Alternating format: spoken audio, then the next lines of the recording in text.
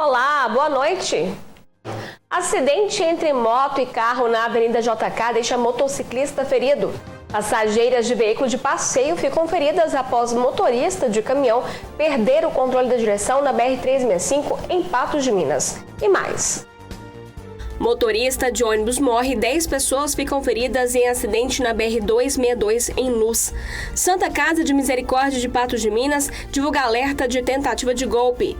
Moradores de Bom Sucesso e Santa Maria denunciam a falta de água e energia. Rompimento de açude causa prejuízos em comunidade rural de Chaquinay. Fortes chuvas derrubam pontes na divisa dos municípios de Presidente Legário e Lagoa Grande. Moradores se mobilizam e tapam buracos em estrada rural de Presidente Legário. Renes Cambraia participa do programa Opinião Regional e fala sobre os danos provocados pelas chuvas nas estradas rurais de Presidente Legário. Nível do Rio Paranaíba apresenta queda e bombeiros monitoram a situação.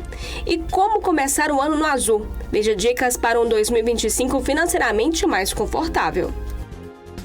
Tudo isso a partir de agora no NTV News.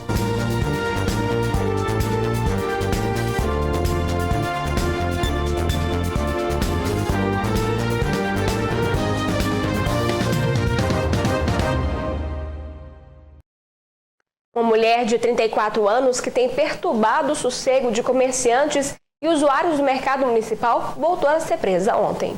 Camila Gonçalves Ferreira é bem conhecida por quem frequenta o mercado municipal de Patos de Minas. Quando fica descontrolada, ela xinga e ameaça as pessoas que estão por lá, mesmo sem nenhum motivo.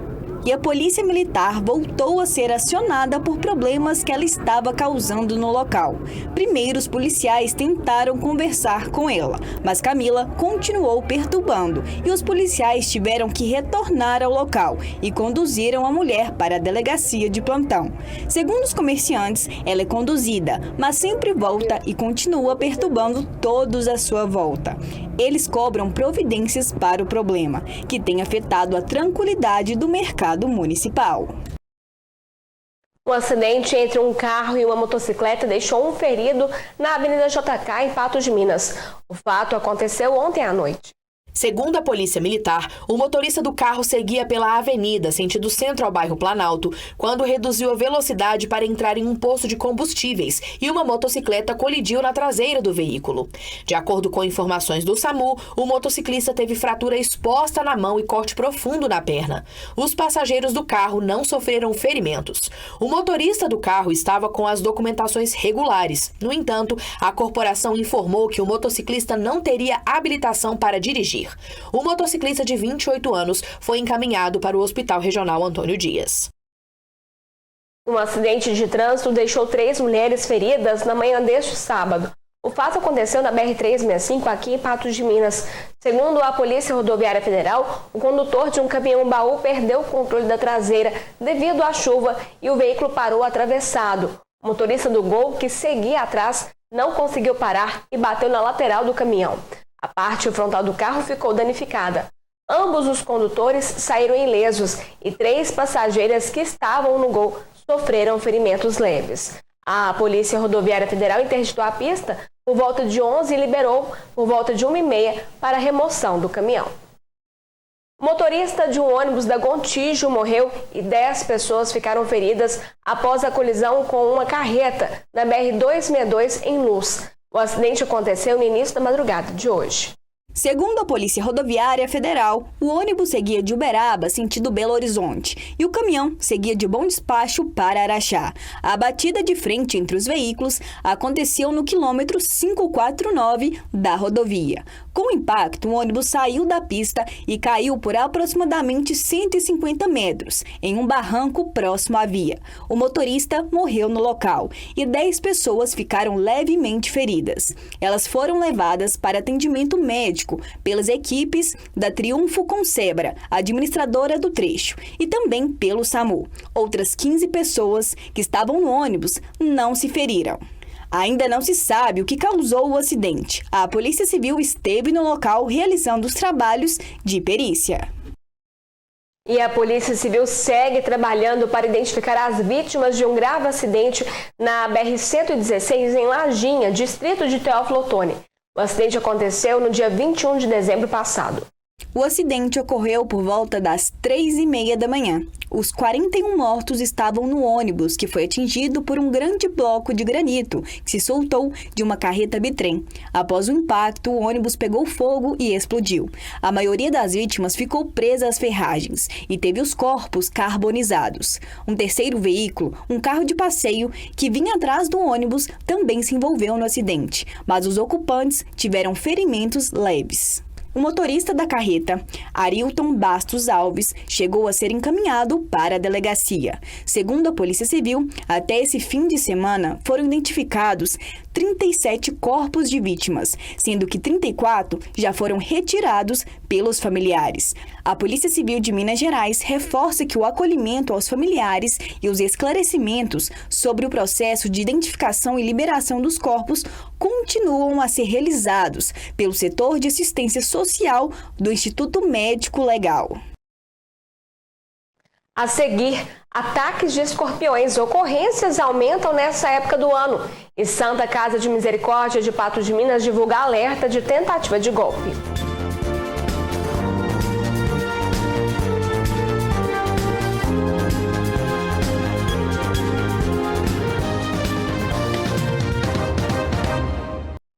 A Santa Casa de Misericórdia de Patos de Minas divulgou um alerta de tentativa de golpe.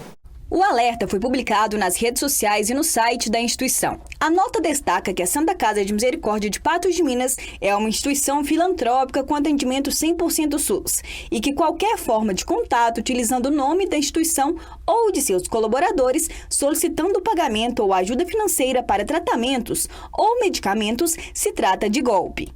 A assessoria de comunicação da Santa Casa de Misericórdia de Patos de Minas ressaltou que o alerta é publicado periodicamente, com o objetivo de informar e precaver os frequentadores do hospital, para evitar possíveis golpes. Recentemente, um acompanhante questionou se o número era do hospital ou do corpo clínico, e após identificar que não era, foi feito o trabalho de conscientização com divulgação da nota. A instituição ainda orientou que, nesses casos, as vítimas devem comunicar à Polícia Militar para registro de boletim de ocorrência. O PROCON de Patos de Minas encerrou 2024 com 3.473 procedimentos instaurados, um aumento de 48% em relação a 2023. O maior número de reclamações é dos aposentados do INSS.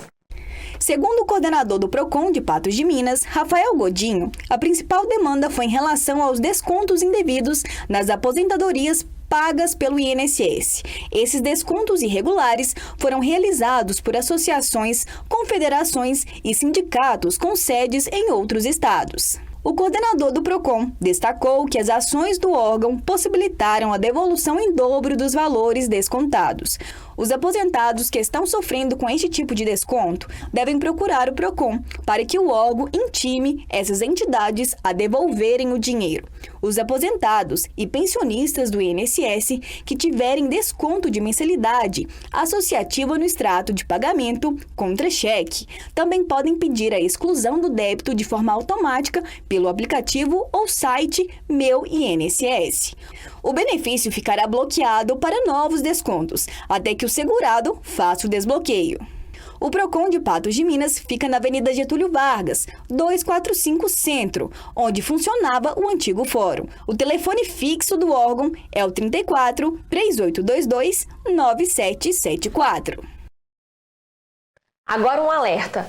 O verão é uma época propícia para o aumento de ataques de escorpiões e outros animais peçonhentos. Isso porque as altas temperaturas favorecem a proliferação desses animais. Dona de um aviário, Leda costuma reforçar os cuidados nesta época para evitar um problema com o tempo chuvoso, a proliferação dos escorpiões. O que eu procuro fazer é higienizar sempre o meu aviário, ou seja, detetizando, mantendo sempre limpo, porque o escorpião ele vem atrás de entulho, que é o abrigo dele, e alimento, que é barata, inseto, esse tipo de coisa. Isso aqui eu atraio. Então, onde que acumula lixo, sujeira, automaticamente chama qualquer tipo de além do escorpião, lacraia, aquelas que tem um ferrão, né? Que é muito comum aqui achar. E Leda também espera contar com a colaboração dos vizinhos. Aqui no bairro tem lotes abandonados na sujeira que prejudicam os moradores, como eu, que cuida. Principalmente aqueles que moram em frente ao cemitério, que já foi relatado por clientes meus que moram aqui agarrados no cemitério, que os escorpiões descem no muro do cemitério e atravessam a rua e vão para a casa deles. O escorpião amarelo é a espécie de maior incidência no meio urbano. Com o aumento das chuvas, a tendência é que os escorpiões fiquem desalojados, deixem as galerias pluviais onde se escondem e procurem outros abrigos dentro de casa, por exemplo. Por isso é bom ficar atento aos detalhes, como a limpeza dos cômodos. Vamos pedir que esse animal entre nas residências. Então, tampar os ralos com pelinhas, tampar as frestas debaixo das portas com o borrachado. Isso já previne uma boa parte dos acidentes. E sempre ao alçar um sapato ou vestir uma roupa que está pendurada, balançar, bater o sapato, balançar a roupa, porque se esse animal estiver ali dentro, ele vai cair. E de janeiro até outubro deste ano, o Centro de Assistência Toxicológica aqui do Hospital João 23 atendeu mais de 2.800 casos de picadas por animais peçonhentos. Desses, quase a metade, 1.300 ocorrências foram de picadas por escorpião. O que dá uma média de 43 vítimas de picadas por dia. Além dos escorpiões, foram registrados 749 acidentes com aranhas, 545 com serpentes e 224 com lagartas. A picada do escorpião e de outros animais peçonhentos pode ser fatal se o paciente não for socorrido a tempo, alerta o médico. A taxa de óbito ela é relativamente pequena daqueles pacientes tratados, mas os pacientes que não recebem o tratamento em tempo hábil pode complicar. O escorpião é um exemplo disso, e a população deve procurar o mais rapidamente possível, no caso de acidente, especialmente em crianças menores de 7 anos e idosos que já tenham alguma disfunção cardíaca. Essas populações são as mais suscetíveis e esses pacientes, assim como os outros, devem ser levados o mais rapidamente a um pronto atendimento para avaliação. Em instantes, fortes chuvas derrubam pontes na divisa dos municípios de Presidente Legário e Lagoa Grande. E Renes Cambraia participa do programa Opinião Regional e fala sobre os danos provocados pelas chuvas nas estradas rurais de Presidente Legário.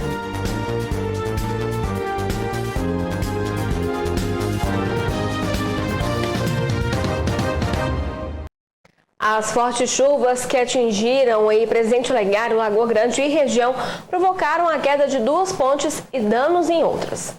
No córrego da Tapera, na divisa entre Lagoa Grande e Presidente Legário, a ponte foi levada pela correnteza da água. O prefeito de Lagoa Grande, Dr. Hamilton Ribeiro, esteve no local acompanhando de perto os impactos da chuva. Estou aqui próximo ao córrego da Tapera, na divisa dos municípios de Lagoa Grande e Presidente Legário, presenciando um desastre natural que aconteceu aqui em razão da chuva dos últimos dias, e nós estamos atentos e vigilantes. Porém, no momento não é possível tomar nenhuma providência, mas iremos entrar em contato urgente com o prefeito Renes de Presidente Legário, mas tão logo que o tempo dê condições para a gente buscar organizar essa situação aqui e dar oportunidade do pessoal continuar transitando nessa estrada, principalmente sentido a região do Manabuiú. O prefeito de Presidente Legário, Renes Cambraia, destacou em sua rede social o volume grande de chuvas nos últimos dias e acrescentou que a equipe da Prefeitura de Presidente Legário esteve no local avaliando os danos e que em breve, com a parceria da Prefeitura de Lagoa Grande, vão reconstruir essa passagem. Outra ponte, também na divisa dos 2 municípios, na região do Fundão, distrito de Ponte Firme, foi danificada no Ribeirão Tabocas.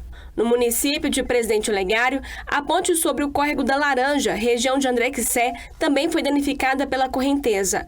O trânsito no local ainda está fluindo. A Secretaria de Obras e Serviços Públicos de Presidente Olegário informou que monitora as situações e que uma equipe do setor estará no local para avaliar os estragos causados. E moradores de Vereda da Palha, na região do povoado de André Quissé, município de Presidente Olegário, que estavam sofrendo com as condições da estrada de terra da região, fizeram uma manutenção na via. A estrada liga a região de Vereda da Palha, município de Presidente Olegário, à BR-365. Para tapar os buracos e atoleiros, os moradores usaram brita e pedras, utilizando caminhões, trator e enxada. Segundo os moradores, a iniciativa partiu deles mesmos, uma vez que a região deve receber devotos de Santos Reis neste fim de semana e em vários pontos a estrada de terra tinha buracos e atoleiros, dificultando a passagem de veículos. Foi feita uma vaquinha para a compra de material e eles também receberam doação de brita. As chuvas que assolam o município de Presidente Olegário nos últimos dias têm danificado várias estradas de terra. Na última quinta-feira, foi registrado um deslizamento de barranco na região do Sobrado. Máquinas da Prefeitura liberaram o acesso. A Prefeitura também fez uma intervenção na rodovia Prefeito Natal José Fernandes, a LMG 726, que é de responsabilidade do DR. E sobre essa situação das estradas rurais, eu conversei ontem com o prefeito de Presidente Olegário durante o programa Opinião Regional. Vamos lembrar a fala dele. É sempre um gargalo para a gente a estrada vicinal. Nós temos mais de 7 mil quilômetros de estradas rurais. A gente faz divisa lá com João Pinheiro, mais de 80 quilômetros até João Pinheiro. Nós fazemos divisa com Lagoa Grande, Lagamar, Patos, Varjão, Lagoa Formosa, São Gonçalo. Então nós somos um município muito grande em extensão territorial e também de estradas rurais. Fato é hoje que nós temos a propriedade rural como uma empresa rural. Antigamente andava um caminhãozinho 608, um Fusquinha nessas estradas. Hoje não. Hoje é uma carreta bitrem com 42 toneladas. É um caminhão de leite que precisa lá. E nós temos, como poder público, dar condições para essas rodovias. Porém, nós temos vários desafios e gargalos quanto a isso. Primeiro, a escassez de cascalho. Tem regiões nossas que não tem cascalho, ou um cascalho não é de boa qualidade, você faz uma manutenção na estrada vicinal e aquilo, com certeza, no primeiro período chuvoso, aquilo ali vai ter que voltar e fazer aquela devida manutenção. E outra coisa também porque esse final de ano choveu vários dias seguidos. Então, num atoleiro, por exemplo, se não der um tempo de sol, não tem como um caminhão de cascalho. Se um caminhão de leite não passa, um caminhão de cascalho também não passa. Não tem jeito de ir lá arrumar. Essa questão, por exemplo, da Serra da Ema e lá do Sobrado, o Sobrado foi arrumado de imediato. Somente caiu, no outro dia a gente foi lá e arrumou. A Serra da Ema, a gente não tinha jeito de ir lá. Tava chovendo muito, nasceu um olho d'água no meio da estrada. Então, gerou uma repercussão, porque a LMG 726, apesar dela ser responsabilidade do Estado, ela é uma rodovia estadual, mas nós, pontualmente, nós executamos e trabalhamos lá nessa rodovia, principalmente nos períodos onde tem chuva, onde a gente tem que ir lá e fazer uma manutenção pontual, onde a gente tem que socorrer, porque é a nossa população.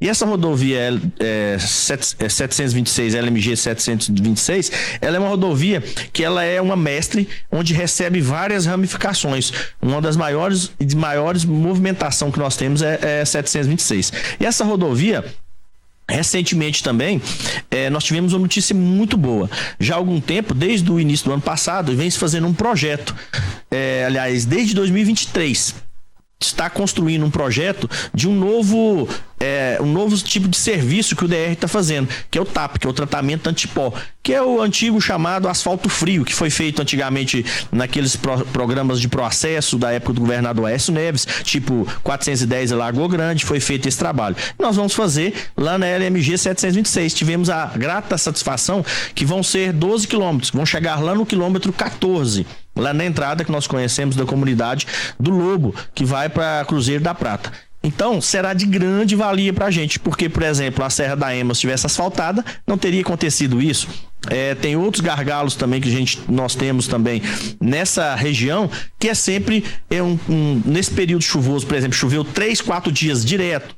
Choveu mais de 150 milímetros. Vira uma esponja. Vira tudo, fica muito molhado. Aí passa um caminhão pesado, aquilo ali se torna intransitável para carros pequenos. Seu município, assim como o Patos de Minas, a região tem tido dificuldade, por exemplo, para conseguir cascalho? Sim, com certeza. Nós temos regiões, por exemplo, lá da Bela Vista, lá um pouco para frente do São Pedro da Ponte Firme ali, já dividindo com Lagoa Grande e João Pinheiro, é uma região que não tem cascalho. A gente não consegue. Por exemplo, a gente foi dar um socorro lá recentemente, nós tivemos que pegar cascalho em Presidente Olegário, rodar mais de 70 quilômetros para levar o cascalho naquele local. E isso, cada vez as cascaleiras vão acabando mais, vai gerando mais dificuldade, nós temos que buscar novas alternativas. Igual hoje, até gostaria de parabenizar o pessoal lá na Vereda da Palha, dividindo com o Varjão, o pessoal lá na BR-365 está fazendo uma manutenção lá e tirando aquela raspa asfáltica. Eles pegaram a comunidade mesmo, os fazendeiros, o pessoal lá, sabendo que a gente não consegue chegar nesse local com caminhão de cascalho, a gente não consegue ir lá e fazer essa manutenção agora pontual. A comunidade mesmo, nós fazemos várias parcerias, nós fazemos parcerias, por exemplo, no Cruzeiro da Prata, nós fazemos parceria no Santiago, com vários produtores que querem colaborar com a gestão pública, que querem colaborar porque eu creio que isso é muito justo e outra coisa, fortalece os vínculos e o resultado sai. É isso aí. Depois do intervalo, o rompimento de açude causa prejuízos em comunidade rural de Chaquinay e moradores de Bom Sucesso em Santa Maria denunciam a falta de água e energia.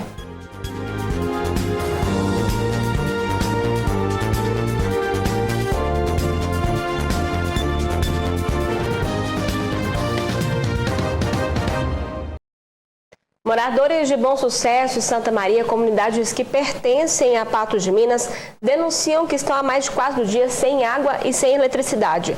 A falta de abastecimento causou prejuízos aos moradores. A equipe de jornalismo da NTV recebeu reclamações sobre a falta de energia e água de inúmeros moradores das comunidades de Bom Sucesso e Santa Maria. Segundo eles, os locais ficaram sem energia por quase 4 dias e a água, que também esteve em falta durante esse tempo, ainda não voltou para todos. Na terça-feira, à noite, faltou energia. Então a gente imaginou que fosse um problema que fosse resolvido rápido, só porque infelizmente foi agravando, né? Já tinha 3 dias que não tinha energia, foram feitas várias ligações, né, para a CEMIG para ver se tentava solucionar o nosso problema e infelizmente não vieram. Depois de 3 dias, né, que eles vieram para poder realigar aqui a CEMIG, ainda ficou uma parte onde as bombas da Copasa funcionam que ficou sem energia. Então ficamos também sem o abastecimento, né, de água. Aqui na comunidade todo mundo passando muita dificuldade por ser Réveillon, né? Todas as famílias, como se diz, estavam cheias de visita, né? Muitas pessoas na casa da gente e a gente foi tentando. Procurada por nossa equipe de jornalismo, a Copasa disse que a água está sendo reabastecida gradativamente, mas a companhia depende do trabalho da CEMIG, que precisa, né, a Copasa precisa da energia fornecida pela CEMIG para voltar a fornecer a água para as casas aqui da comunidade de Bom Sucesso. Os moradores aqui da região também destacaram que ao longo da semana, na tentativa de fornecer água para os 2 locais, para Bom Sucesso e também para a comunidade de Santa Maria, muitas vezes parte de Bom Sucesso ficava desabastecida para abastecer Santa Maria e vice-versa, o que causou também a revolta de alguns moradores. Moradores e comerciantes tiveram prejuízos com a falta de abastecimento, como o descongelamento de alimentos e a impossibilidade de fazer a ordenha de vacas para a comercialização do leite. Outros tiveram que contar com a boa vontade de terceiros para não perder suas mercadorias. Os sorvetes, não tem solução. Isso. Vários, olha. Tudo sem condição de comer, nem para comer não serve. Não, porque a gente não sabe se pode tudo descongelar. Alguns congelaram de novo, mas como pode ver o fundo, olha, que a gente não presta. Bastante coisa. Ó, bem descongelado. Teve alguns que a gente foi comendo, né? Porque para ver se não perdia, mas como era muito, alguns acabaram dando perda. Deu uma chuva muito forte aqui e aí a energia acabou. Aí nós tínhamos acabado de matar uma vaca para passar o Réveillon tinha matado o porco e aí a energia acabou, né? Quando foi no outro dia cedo, nós já ligou para a CEMIG e eles falou que até meio-dia eles vinham para olhar, né, o que tinha acontecido. Ainda contou para eles que tinha matado a vaca, tinha pouco tempo, que tinha só umas 3 horas que tinha posto no freezer. E eles falou que vinha para olhar e não veio. E se não fosse o nosso compadre, nossas carnes tinham perdido tudo. Porque ficou 2 dias para vir, né? Porque a energia voltou de novo só na quarta-feira, 10 horas da noite. E todo mundo ligando para eles virem, eles não vinham. Em vídeos enviados por moradores de Santa Maria, é possível ver a falta de abastecimento de água no mostrador do registro de uma residência. Durante mais de 3 dias, foi necessário buscar água no caminhão-pipa enviado à localidade. Os moradores registraram um boletim de ocorrência junto à Polícia Militar, esperando por providências e ressarcimento dos prejuízos. De acordo com as informações que eu tenho, já foram feitos, né? Foi feito um boletim de ocorrência, né? Membros da comunidade, né? Chamou a Polícia Militar, eles vieram, né? Atendeu alguns membros da comunidade aqui e foi feito um boletim de ocorrência para ver se sana pelo menos um pouquinho do prejuízo das pessoas, né? Que perderam suas mercadorias. Diante das dificuldades enfrentadas pelos moradores, tudo o que eles pedem é que a situação seja resolvida. A gente não quer falar mal de nenhum órgão, de ninguém, porque a gente pediu ajuda para todas as autoridades também, para que solucionasse o nosso problema. O que a gente precisa aqui? De solução para o nosso problema, porque foi uma situação que a gente jamais passou aqui na nossa comunidade. Então agora a gente precisa de solucionar o problema. O que você vai fazer no escuro? O que você vai fazer sem água? O que acontece? Estava sem água, sem energia, mas a Copasa, cada coisa do seu departamento. Eles podiam ter vindo e arrumado o lado deles, que assim que a energia chegasse, nós teria, já estava as coisas todas resolvidas. Agora fica essa, joga de empurra um para o outro, e nada resolvido. A Copasa informou que registrou aumento no consumo de água hoje, lá nas comunidades de Santa Maria e Bom Sucesso, devido a uma festa nas localidades, o que resultou em intermitência no abastecimento.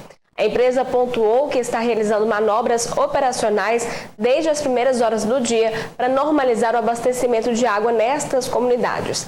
A Copasa não comentou sobre a falta de água devido à falta de energia elétrica e se nesse caso não teria um gerador próprio. Em relação à falta de energia elétrica, estamos aguardando resposta da CEMIG.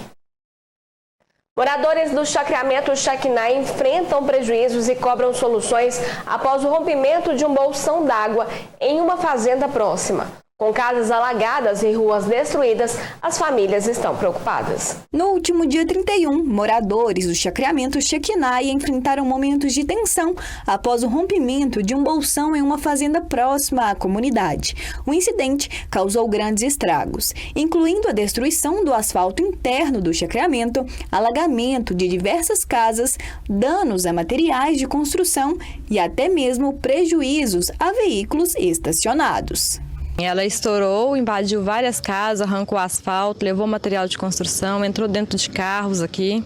O bolsão, segundo os moradores, pertence ao dono da fazenda vizinha, que teria sugerido que a responsabilidade de solucionar o problema seria da prefeitura. Cheguei a procurar ele esteve aqui, falou assim, só peço desculpa a vocês, mas vocês vão ter que procurar a prefeitura para que elas possam fazer a drenagem da água.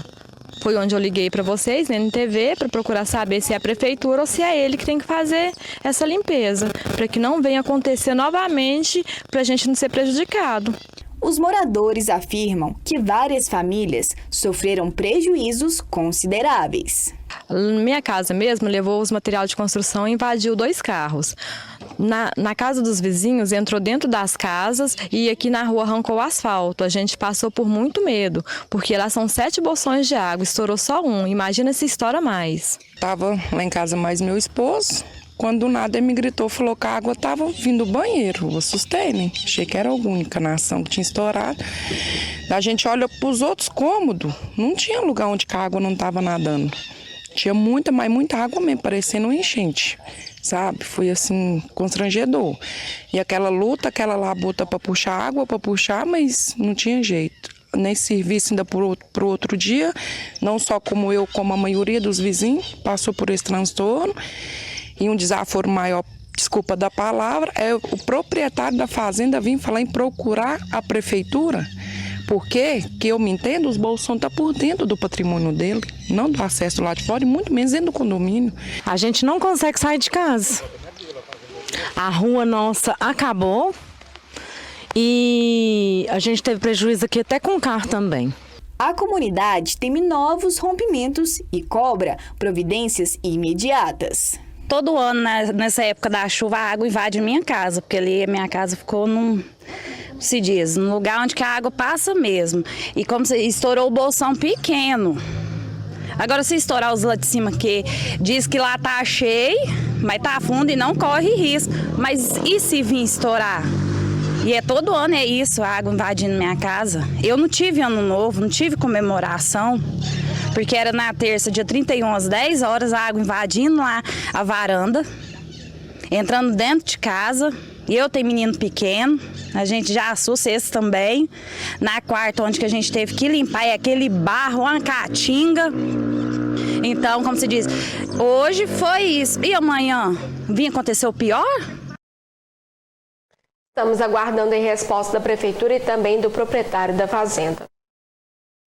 O nível do rio Paranaíba é monitorado diariamente pelo Corpo de Bombeiros para prevenir e minimizar os impactos de enchentes na região. Nas últimas 24 horas, o nível das águas registrou queda, passando de 6 metros de ontem à tarde para 5 metros na tarde de hoje. O nível do rio Paranaíba é medido com o uso de réguas instaladas em locais estratégicos ao longo do curso do rio. Essas réguas são marcadas em metros e permitem que os bombeiros façam leituras precisas 2 vezes ao dia, geralmente pela manhã e no fim da tarde. Essa medição é feita através de réguas, no rio, e o Corpo de Bombeiro 2 vezes ao dia faz esse monitoramento. Vai lá no local, verifica o nível do rio e para poder fazer esse acompanhamento, que é um planejamento já feito pelo comando, a gente acompanhar o rio para poder se preparar e emitir os alertas que forem necessários. Na última medição, realizada na manhã deste sábado, o nível do rio Paranaíba registrou 5,31 metros, uma redução em comparação aos 6 metros medidos na tarde de sexta-feira. O rio ele já chegou a 7,66 e hoje pela manhã a medição foi 5,31, Então ele já deu uma diminuída e a gente está sempre acompanhando para não ser surpreendidos aí com o rio. E também utilizamos outras tecnologias, como drone, os próprios sites, do Ventusky, do IMET, para a gente acompanhar e monitorar a previsão do tempo. Embora o nível do rio tenha apresentado quedas nas últimas horas, os bombeiros reforçam que o período chuvoso ainda exige cautela. Ainda tem previsão de chuva, até março é previsto que a gente continue o monitoramento. A seguir, como começar o ano no azul. Dicas para 2025 financeiramente mais confortável.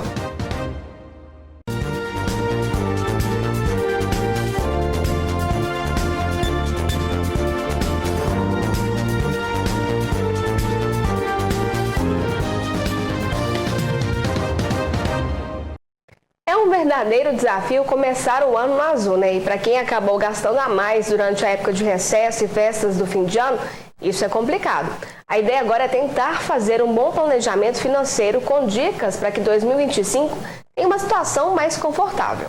O início de ano pode ser desafiador para muitas pessoas que gastaram além da conta durante o período de festas e recesso. Com despesas acumuladas e novos compromissos financeiros, como impostos e matrículas escolares, o planejamento financeiro se torna indispensável para garantir um 2025 mais equilibrado e confortável. A busca pelo planejamento financeiro ela aumenta bastante no início do ano, As pessoas querem construir algo diferente no ano novo, aproveitar essa mudança de calendário para também gerar aqui uma mudança na vida financeira, uma reorganização financeira, começar a poupar, começar a investir, organizar a vida financeira de forma geral. Então, com certeza, a consultoria financeira é um excelente caminho para começar e também aumenta aí a busca por vídeos na internet, livros a respeito do assunto. Então é um tema que acaba aumentando bastante aí no início do ano. Para quem terminou 2024 no vermelho, o primeiro passo é organizar as dívidas. Primeiro, né, separar o que são as dívidas que a gente tem que negociar. Existem dívidas que são controladas, que estão ali dentro do nosso orçamento, e existem algumas dívidas que podem estar num cenário de inadimplência. Essas que podem estar inadimplente, o cenário ideal é realmente buscar o credor, a instituição que está ali com essa dívida, e buscar uma negociação. E sempre olhar para esse planejamento financeiro, aceitando uma negociação que caiba dentro do seu orçamento. Não adianta aceitar ali uma primeira proposta que você vai conseguir pagar de forma parcelada durante 1, 2, 3 meses e depois vai apertar o orçamento de novo e vai voltar ali para um cenário de inadimplência. Então é ideal buscar um planejamento, enxugar um pouco mais as despesas para conseguir arcar ali com uma parcela que é possível realmente levar ela ao longo do tempo. Coloque no papel ou use aplicativos para controlar o que ganha e o que gasta. Ter metas claras é fundamental para o sucesso financeiro. Determine objetivos de curto, médio e longo prazo e elabore um plano para alcançá-los. Olhar a sua renda e eliminar ali qualquer costume, qualquer hábito de consumo que a gente já tem, entender qual que é o hábito que eu poderia realmente construir com o meu orçamento. Fazer o que a gente chama de orçamento base zero.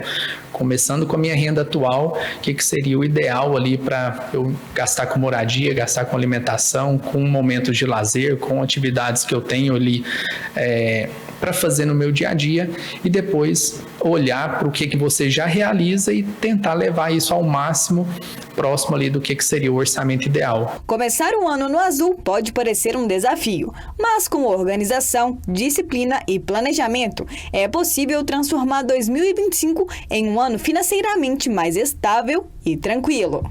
O cenário ideal é sempre realmente quitar as dívidas, mas quitar isso de uma forma saudável e sempre que possível construir ali uma pequena reserva financeira em paralelo, justamente para que um novo imprevisto não gere uma nova dívida. Então, se a gente consegue fazer os dois em paralelo, é um cenário ali ideal e buscar começar isso com o mínimo possível. Então eu costumo trazer até um desafio para você começar a fazer essa reserva financeira. Começa com 1% da sua renda. Com certeza isso vai ser um valor bem acessível, que você vai conseguir começar essa reserva financeira já de imediato agora em janeiro, e a cada mês que passa você aumenta ali 1%. Então fevereiro 2% da sua renda, março 3% e assim por diante. Automaticamente vão ali acabando um parcelamento ou outro ao longo do ano, enquanto a sua reserva financeira vai aumentando também esse valor de investimento. Por hoje é só. Muito obrigada pela sua companhia. A você, um excelente domingo. A gente volta a se encontrar segunda-feira ao meio-dia no programa Gui Boaventura. Antes, às 11h30, tem o Jornal 30 Minutos.